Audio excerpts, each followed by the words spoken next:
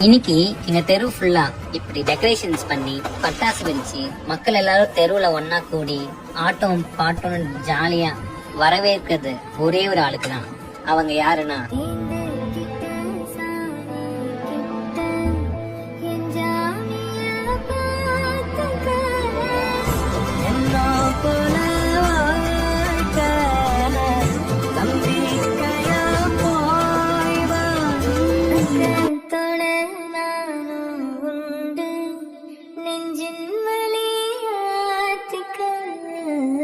நீந்து கிட்ட சாமி கிட்ட என் ஜாமிய பார்த்துக்க என்ன போல